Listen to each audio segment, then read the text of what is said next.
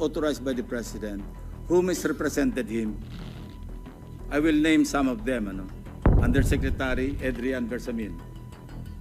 He name-dropped the President, making Zaldy Co believe na utos ng Pangulo na ipasok sa BICAM yung insertions na 100 billion. Hindi ako sumama sa loob ng 3 taon dyan sa Malacanang. Dahil lantaran na doon ang inuman, ang paggamit nila ng cocaine at mga bawal na gamot. Kitang-kita nyo na ang Pangulo ang gusto niya sirain, pero ang pinoproteksyonan niya ay yung may issue tungkol sa korupsyon na si Vice President. Mounting issues continue to close in on President Ferdinand Marcos Jr. After being dragged into the massive flood control corruption scandal, he now faces an explosive new allegation, this time from his own sister, accusing him of using drugs. But the president pushes back. Just days after the accusation, he announced that an arrest warrant has been issued against his accuser, resigned Congressman Zaldy Co. How can the president recover from back-to-back accusations? Can he still convince the public that he and his family remain innocent as patience wears dangerously thin over the scale of the corruption scandal? I'm Stanley Palisada and this is the Weekend Wrap.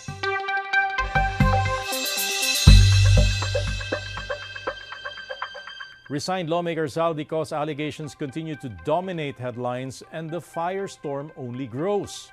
After claiming President Marcos ordered him to insert 100 billion pesos into the 2025 budget, Co now insists the president received a 25 billion peso kickback from that insertion. Co even displayed suitcases he claims carried the cash supposedly delivered to Malacanang and to former House Speaker Martin Romualdez's home, though he never showed actual money. He further alleges the former House Speaker threatened to have him killed if he exposed the scheme. Pagkatapos niyang sabihin sa akin in a phone call na don't come home, we will take care of you, tumawag ulit si Speaker Martin at sinabihan niya ako na pag umuwi ako will be dangerous kasi they might hire someone to do a rob out on me or hire the police to kill me while in jail. At the same time, Co insists he never benefited from the anomalous flood control deals, even as investigators pointed to him as a central figure in the scandal. Malacanang quickly hit back, questioning what they call glaring gaps in his testimony, while others challenged Co to fly home, take an oath, and prove his story. These are very wild allegations. Obvious na ito isang gawain ng isang taong desperate, isang taong wala ng opsyon, at isang taong gagawin ng kahit ano, magsinungaling para lang makalusot sa hustisya. Alam mo, minsan pagka naiipit sa patalim kumakapit, madaling magturo, madaling magbintang, pagkakaiba yung mga sinasabi ni Zaldy Co sa mga nakikita mo sa mga TikTok. Alam naman natin under the rules of evidence that kailangan talaga mga sworn affidavits to, kailangan talaga verified. The videos come in alam niyo sa under the rules of evidence. Pagka video yan, kailangan dyan untampered. Senators and majority lawmakers also believe the president may have merely been set up. I think the part where they said the president asked for it is completely made up. Whether it was made up by the two people or by Zaldy Co, I cannot say. But to me, it is illogical, impossible, and ridiculous to think that the president would send emissaries to a committee member in Congress to plead for something. Congress is pretty united now in support of our president. Right now, I can tell you that there are really no voices here in Congress that speak out against President Marcos, and I think maybe 90%. If not higher, are really supporting the administration right now. Ilan doon ang nabito ng Pangulo. So, nagtataka ako, sinasabi nag-insert siya, bakit niya naman i-veto rin yung in-insert niya? One senator even presented supposed evidence clearing Marcos from the budget insertion, implicating several key cabinet officials instead. Senate President Pro Tempore Panfilo Lacson says former Public Works Undersecretary Roberto Bernardo told him certain officials also tagged by Co used the president's name to pressure Co into approving the insertion. Among those earlier implicated by Co, Budget Secretary Amina Pangandaman and Executive Secretary Lucas Bersamin. Napag-alaman ko from Undersecretary Bernardo na may mga tao sa Malacanang, not the President, not authorized by the President, who misrepresented him. I will name some of them. Undersecretary Adrian Bersamin.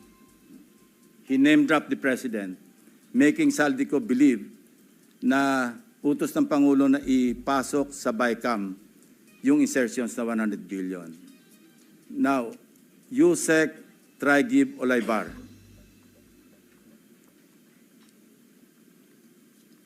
Other personalities.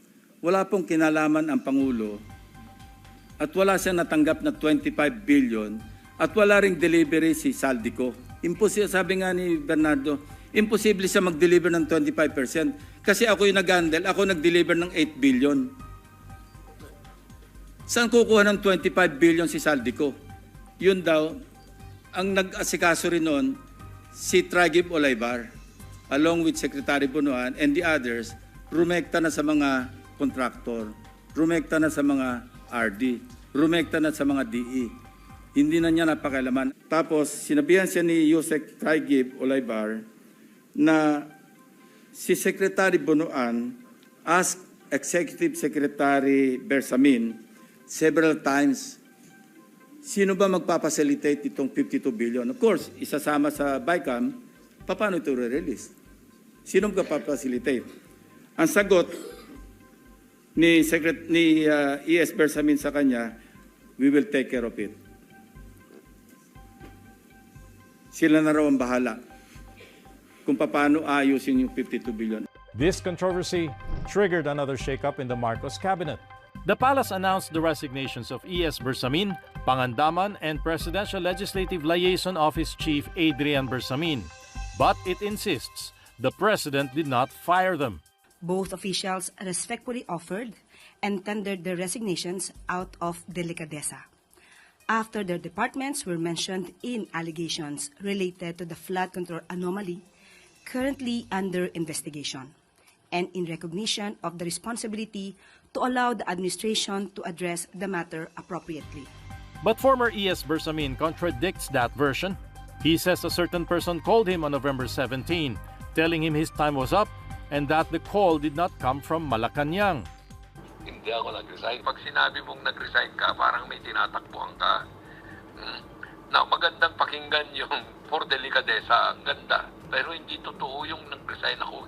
You ask them kung bakit nila without consulting me. The messaging should be clear.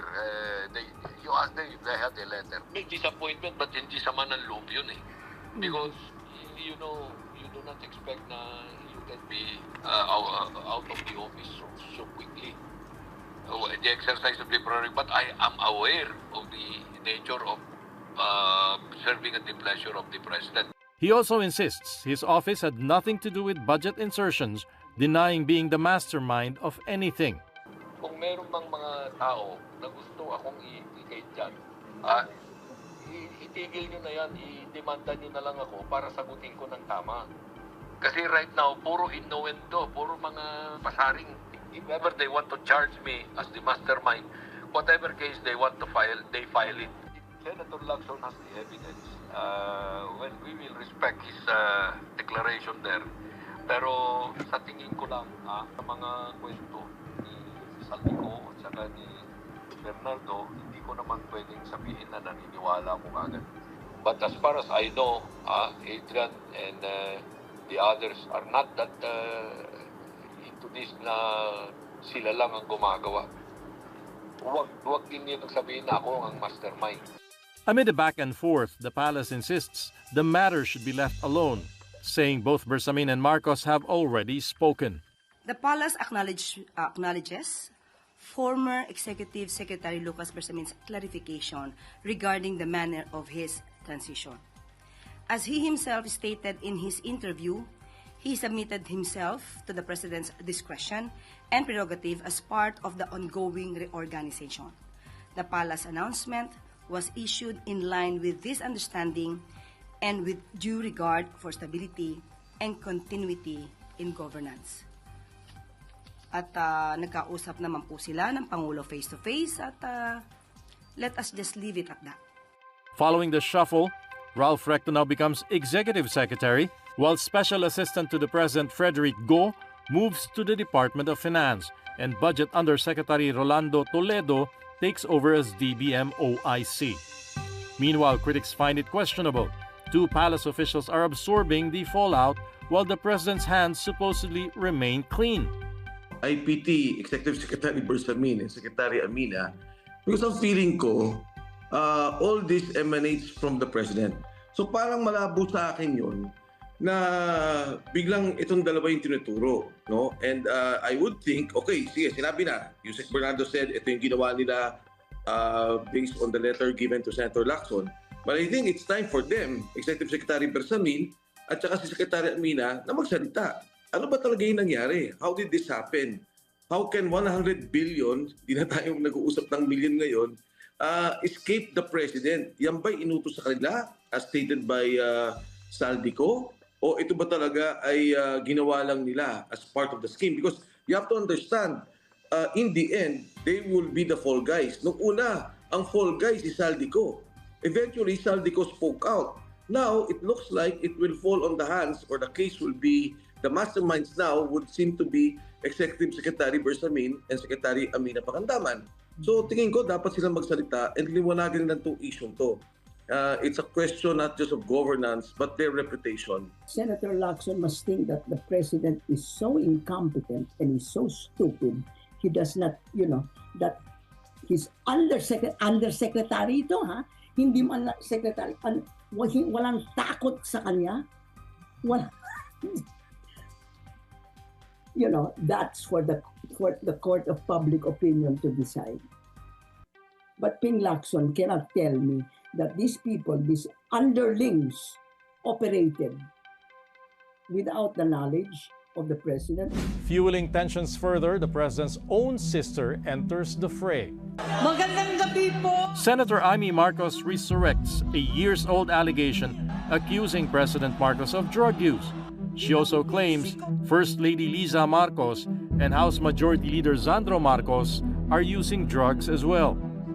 Bata pa lamang kami ni Bongbong.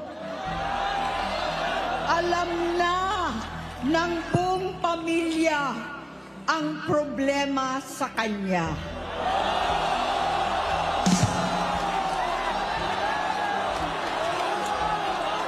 Sa totoo lang, mababasa naman ng lahat ang mga testimonya ng aking ama patungkol sa kanyang ugali at gawain.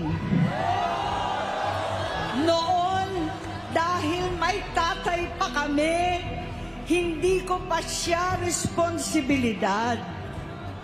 Noong tumatanda, ay mas naging nakakabahala.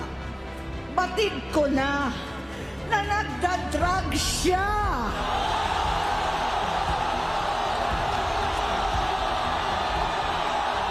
Kinumbinsi ko pa si Bongbong, pakasalan mo na si Lisa.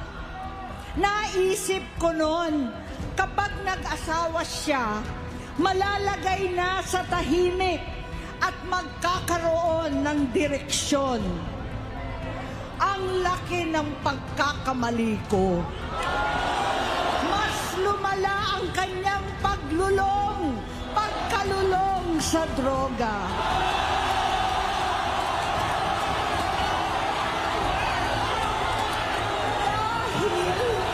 Parehas pala silang mag-asawa. Tama na, ading ko. Tapusin mo na ang paghihirap mo at ng bayan. Malacanang fires back, calling her charges a desperate political stunt. Congressman Sandro Marcos, meanwhile, calls his aunt's statements a web of lies designed to destabilize the administration and boost her own political ambitions. And to escalate the already explosive rift, he emphasized this is not how a true sibling behaves. Senator Marcos responds by saying she's willing to undergo a DNA test if the president submits to a hair follicle drug test. But the palace insists there is no need for the president to entertain such demands. It is very laughable. Nakakalungkot nga na nanggaling pa to sa sarili mong kapatid, no? Napakapambihira nito sa ating kultura. Kaya hindi na nga i-dignify ng Pangulo ito. Meron ng resulta, lumabas na to, lumang tugtugin na ito. Hindi papatulan ng Pangulo natin ito. Kitang-kita nyo na ang Pangulo ang gusto niya sirain, pero ang pinoproteksyonan niya ay yung may issue tungkol sa korupsyon na si Vice Presidente. As bombshell after bombshell erupts, various groups take to the streets calling for accountability. Over 500,000 people joined the two-day Iglesia ni Cristo rally at the Quirino Grandstand just days after Co implicated Marcos in the flood control scandal. The INC clarifies it supports accountability but not actions that violate the Constitution. Gusto naming maging maliwanag sa lahat. Hindi natin hinahangad ang pagbagsak ng ating pamahalaan bilang institusyon. Sana maging maliwanag yan sa lahat. Ang nais natin ay ang pagbagsak ng katiwalian. In Quezon City, both pro and anti-Marcos groups also staged rallies. Supporters reaffirmed their trust in the president's anti-corruption push, while critics, many of them from the Duterte camp, demand only one thing, that Marcos resigns. May sarili kaming layunin, suportahan po ang Pangulo sa mga hakbangin na para rin naman po ito sa kaunlaran ng bansang Pilipinas at ng mamamayan. Para sa akin lang, Marcos resign. Nilaglag ka na ni Zaldy Co, kaya mag-bye-bye ka na bago pa lumala yung sitwasyon natin sa Pilipinas. Vice President Sara Duterte joins the criticism. She says her former uni team partner now faces a profound crisis of confidence. She adds, the president's response to the multi-billion peso scandal lacks direction and resolve. Malacanang claps back, telling the vice president not to act as if she is clean or a hero. The president now faces a profound crisis of confidence, especially in the way these corruption investigations are being handled, which appear to lack both direction and resolve. We also seek clear answers on how a budget that deprived Filipinos of billions and billions of pesos was approved under his watch. Kaisa ako ng milyong-milyong Pilipino na dismaya at nandidiri sa pamahalaang lulong sa insekuridad at walang kabusugang kasakiman. Hindi po tayo naniniwala sa sinabi ng Vice Presidente.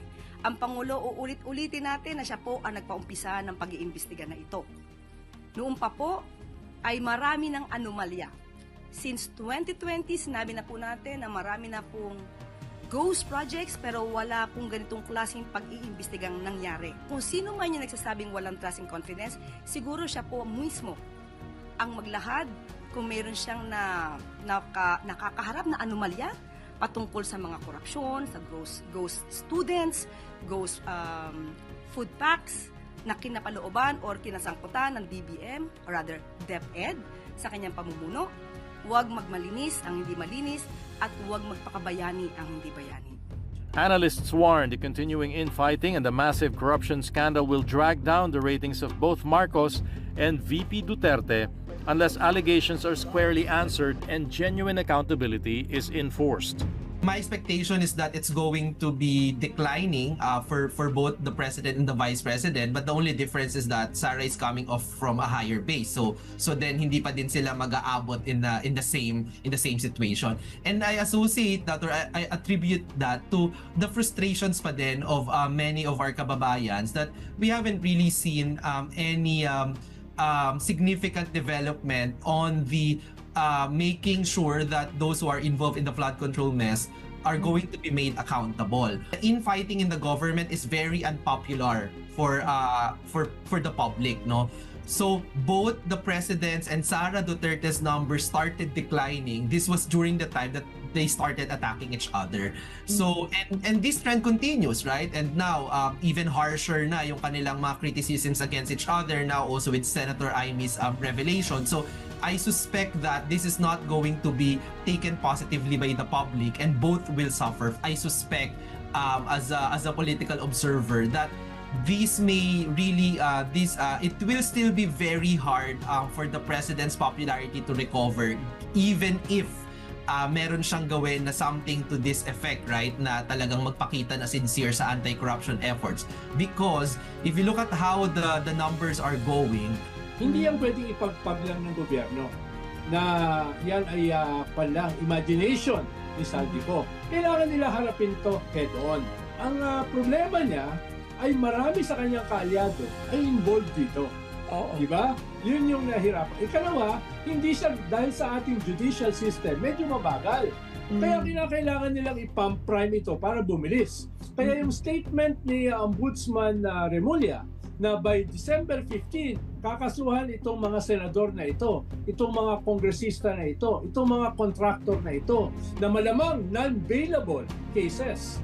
Kung yan ang isasampa sa December 15, meron tayong makikita before Christmas na makukulong ng mga powerful people, no? Na makakadagdag sa political capital ng presidente at gobyerno. Kung hindi niya gagawin yan, sasabog sa mukha niya itong kanyang anti-corruption campaign. Baka posibleng ma-impeach siya or magsampa ng kaso ng impeachment laban sa kanya, lalo na mababawasan yung kanyang suporta sa Kongreso. And this week, the first concrete step. The Office of the Ombudsman files its initial batch of criminal cases before the Sandigan Bayan against Zaldy Co, his firm SunWest, and several DPWH Region 4B officials over an allegedly anomalous flood control project in Oriental Mindoro. The charges include graft and malversation, with prosecutors recommending no bail for the malversation case. They've also sought immediate issuance of arrest warrants. And just days after the case was filed, a warrant has been issued for the arrest of Zaldy Co along with 17 others from the DPWH and SunWest Construction. Ang ombudsman formal nang naghain ng kaso laban kina Zaldy Co at iba pang 17 individual batay sa mga ebidensyang iniakyat ng ICI at saka ng DPWH. Hindi po ito haka-haka, hindi po ito kwento. Ito po ay tunay na ebidensya. At ang susunod na hakbang, ay wala nang paligoy-ligoy pa, ang ating mga otoridad ay siyempre papatupad na nila itong mga arrest warrant na ito. Aarestuhin na sila, ihaharap sa korte at pananagutin sa batas. Walang special na pagtrato, walang sinasanto. Ako ang nagsimula nitong lahat. Ako ang magtatapos. Kaya't asahan po ninyo na wala pong tigil itong aming ginagawa. At kahit na parang napakatagal ang dumaan na panahon, ako'y nagpapasalamat sa pasensya ng ating mga kababayan. Ngunit nagbunga na ng resulta ang mga pasensya ninyo. This means Co is still abroad, now risks passport cancellation and a possible request for an Interpol red notice. Labas po ng warrant of arrest dahil po non-bailable naman po ang final natin dahil malversation over 8.8 million, ma-aresto na kaagad po yung mga respondent dito sa kaso na ito. Marami po tayong remedies. Pwede po tayong humingi sa korte na i-cancela yung passport po ni Zaldy Co dahil nandito na po tayo sa part ng proseso na pwede na tayo humingi ng cancellation. Pag na-cancel na po yan, mas malimit na po ang kanyang galaw, hindi na po siya makakabiyahe. Pwede rin po tayong humingi ng Interpol red notice kung saan pwede nang actively hanapin si Ginoong Zaldy Co kung saan man siya. And yung obligasyon po ng isang bansa kung may Interpol red notice ay arestuhin ang isang tao at i-deport or i-extradite. So, yun po yung tinitigan ho natin. Nasa unang hakbang na po tayo, at least po nasa korte na ang kaso ni Ginoong Zaldy Co. At dito sa venue na ito, sa Sandigan Bayan po, pwede na natin hingin lahat ng sinasabi natin dati, yung pag-cancela ng passport at yung pag-apply ng Interpol red notice. Meanwhile, Ombudsman Remulla promises Co of government protection so he can safely come home and back up his allegations. I need witnesses alive. Kung meron siya ibang kinatatakutan, sabihin niya. Pero tutulungan namin siya. We do not want anybody to be gone. Siyempre sa amin, ibibintang niya kung may nangyari. We can make sure that arrangements are done properly. na hindi siya ma-expose sa peril. The DPWH and the ICI have recommended charges against Romualdez and Co. over alleged budgetary anomalies during their time as House Speaker and Appropriations Committee Chairman. Madaming kontrata po ito. No? And sinusumiti po natin ito sa Office of the Ombudsman para kanilang mas malalim na busisiin sa kanilang investigasyon. No? Ikalawa, sinama din po namin sa referral ang sworn testimonies ng sa Blue Ribbon hearing sa Senate related to both former Speaker Romualdez and former Congressman Zaldy Co, specifically the testimony of I'm not sure of the rank, but I think it's Sergeant Gutesa. Ang facts, simple lang. Speaker Martin Romualdez, siya ang naging speaker from 2022 to 2025. Si former Congressman Zaldy Co ang napili na Committee on Appropriations Chairman. At ang sinasabi ng referral na to ay dun sa relationship na yon, no, nangyari itong mga iba't ibang kontratang ito. On another front, former Bamban Tarlac Mayor Alice Go, linked to the Pogo controversy, has been sentenced to life imprisonment after being found guilty of human trafficking. Her co-accused also received reclusion perpetua, with each ordered to pay a 2 million peso fine per case, in addition to reparations for the victims. The case stems from a June 2024 raid on a Philippine offshore gaming operator hub in Ghost Town, where over 800 Filipinos and foreigners were rescued.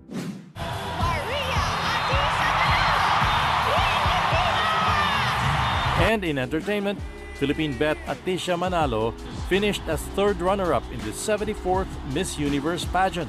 Miss Universe is Mexico!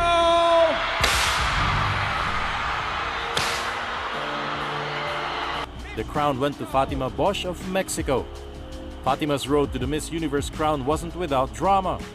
Her journey hit a rough patch following a heated exchange with Miss Universe Thailand National Director Nawat